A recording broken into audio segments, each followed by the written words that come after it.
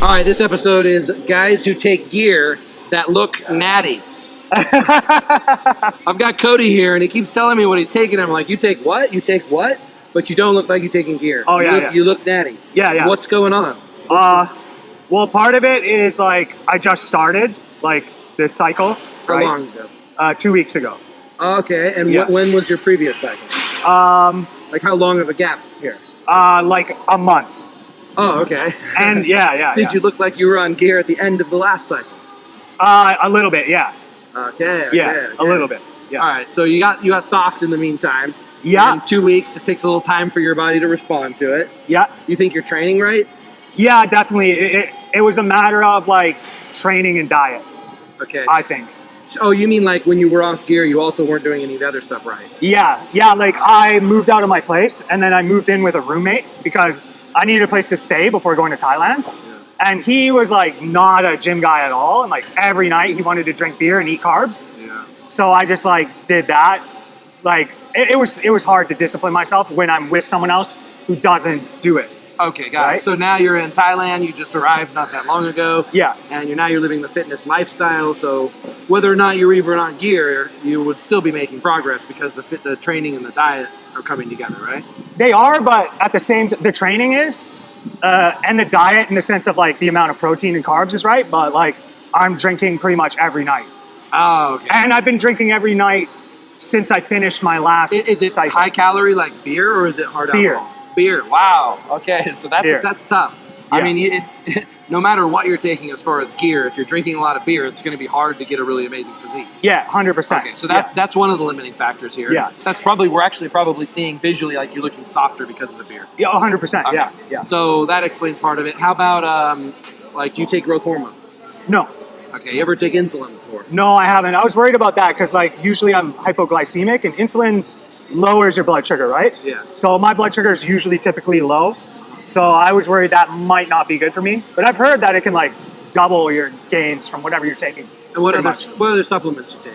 much. Nothing besides what I told you. Okay, and what gear are you taking? 450 test, 270 Primo, and 50 milligrams Anima. Okay. Yeah. That's a pretty solid cycle. Do you notice that when you come to the gym now versus when you were natty, like you feel a lot more pumped? Yeah, a little bit. From the Anabar, I'd say yeah. From the test, a little bit too. But Okay. nothing like crazy yet. Yeah. Nothing crazy yet. I don't know, how long does it take to So really... this isn't one of those situations where you like jumped on gear and you're like, wow, this is amazing. Like, I can't believe I even went natty. I should stay on all the time. You didn't feel that so far. Yeah. Well, I would say like the cycle I did before this one was like 2 grams a deca, just solo, right? And that, I gained like 20 pounds from that. But I was quite out of shape, and I was like 165 before, and then I got to 186. 5 kilos. Yeah. No, pounds. Oh, yeah, pounds. Pounds. I was like, but that's not Yeah. very much. That's why you shocked me for there. I'm like, how could that be pounds? Yeah. So but I only had time to do it for 4 weeks, and then I had to, yeah. What is your natural body weight before you ever started gear? 130 pounds. Oh my God! Look, he's so much taller than me. So you were really skinny. Really skinny. So okay, this is interesting because at the beginning of this video, I was like, "You don't look like you take gear." Yeah. However, you have to compare what he looked like before Yeah. versus now. Yeah. That's amazing.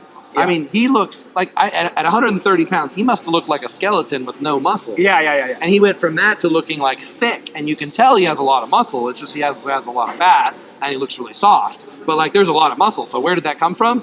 The gear.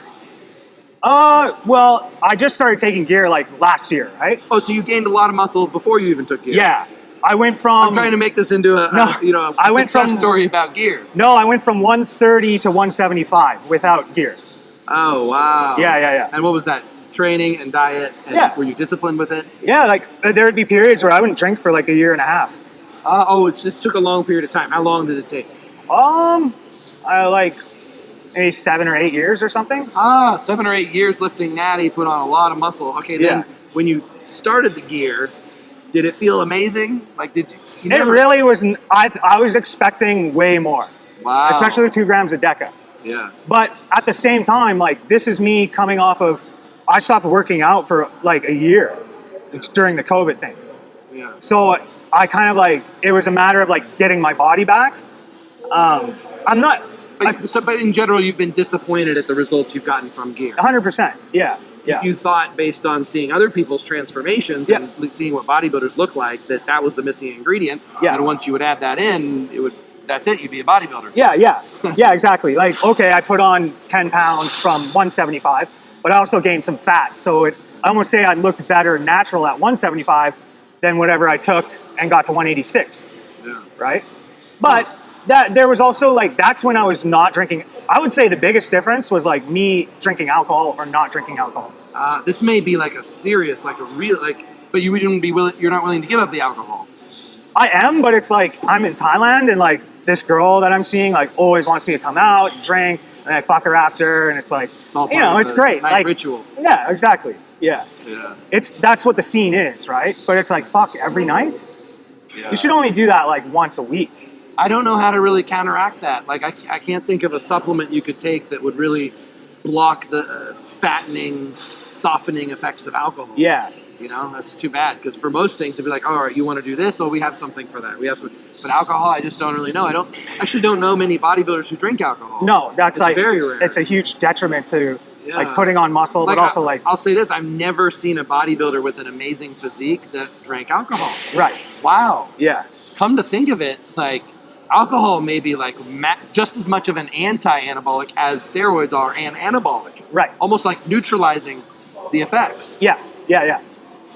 Yeah. Yeah. There's a lot of research that shows that it does, but it's interesting. Like, there's research that shows like 1 or 2 drinks actually increases testosterone. Anything beyond 1 or 2 drinks, it starts to go down. Although testosterone is only one anabolic One pathway, part, yeah, one and part like of it. it could equally or greater impair another pathway, like protein synthesis in general. Yeah. I don't know. But you know, like I think probably like it contributes to insulin resistance like quite a great deal. Right? Can you get this girl on weed instead? Because that's also fun, and that's now becoming legal in Thailand. I could. Maybe see if you can switch her over. I could, or I could just like put my foot down and be like, I'm not drinking. Right? I mean, usually when it comes to it's not that this is an addiction situation, but like in these situations, it's like it's much easier for people to switch drugs than it is to come off drugs completely. Yeah. Because then you get you still get all the same benefit, but like through a different pathway that's not interfering with your goals. Yeah. Yeah. So why not? Yeah. Yeah. You don't like weed? No, I used to smoke a ton, like when I was I 16. assumed you're from Canada. And Yeah. You say like about weed such a big thing. Oh, I used to smoke lots, but then it started making me really anxious. Like, it switched When you come off of it or when you're on it? when I'm on it. I'm just like really uncomfortable, and I'm like, ugh. I mean, this. you also must have tried hundreds of different strains, right? Yeah. They Whether all it's have indica or sativa, yeah. The only time I can handle it is when I'm like fairly drunk, or having a really good time, fairly drunk. Oh wow. Then I can like, it's fun. But usually it like brings me out of my peace. It kind of fucks with me a little bit. Okay. Well, how bad is it? Worth experimenting with while you're here? Because No. the anxiety's. Oh yeah, like I've smoked tons of weed and I've tried that a lot. But I know like there's a certain time, like I got that spidey sense. Like there's a certain time to do it, right? There's another type of THC, the Delta 8 THC. Okay. And that one's a different type of high. Right. I found that to be even more like, it's less hardcore, like less like deep high. It's not Right. going to keep you on the couch. Yeah. But it gives you this anti-anxiety sort of focus. Yeah. It's almost like I think of it almost like a nootropic. Yeah, yeah. So we have that, and that's legal in the U.S. and everything Yeah. too. So Yeah. you can try that one and see. Yeah, okay. I could try that out. All right. So what else can we do then? GHB maybe? Yeah, we can do that. GHB Speaking or of GH, so HGH also, you can add that. That would help with fat loss and all that. HGH? Complicates I think things. maybe like insulin resistance might be a big thing for me. Because that's like when people have insulin resistance, they Yeah, put their fat on right here, right? Yeah, and you also, if you might have a fatty liver situation, which might contribute might. to this Yeah. because of the alcohol. I'm getting older now too, Yeah. right? 35. Well, the way I would use insulin with you, if you wanted to do like a fun one-day experiment, is like you do one day like a pro bodybuilder does every day. Okay. You just one day you go all out, and your body will just blow up like a sponge. Like you're finally putting water on this sponge that's just waiting to grow. Right. And as much food as you can eat. Like this is how we do the rapid transformation. As much food as you can eat in one day, it will all go into your muscle. So your only limiting factor is how much you can eat. Really? 10,000 calories, then you're going to get 10,000 calories of muscle. But that doesn't include beer though, right? No. No, you still Oh, want to eat fuck. cleaner than. Yeah. I mean, if you just ate ice cream all day, then you might store some fat and you're not going to build as much quality muscle. But, Yeah. but I would say on a day like this, like if you can't get in more than 5,000 calories eating clean, ultimately that would be the best. Yeah. Then add another couple thousand calories of junk if you need to. Okay. Yeah. So plan not is beer. then, I'm obviously going to have to cut out the beer and at least moderate it down to once a week or something, right? That's just the reality of it. Yeah. If I want to get the kind of body that I want, Yeah. yeah.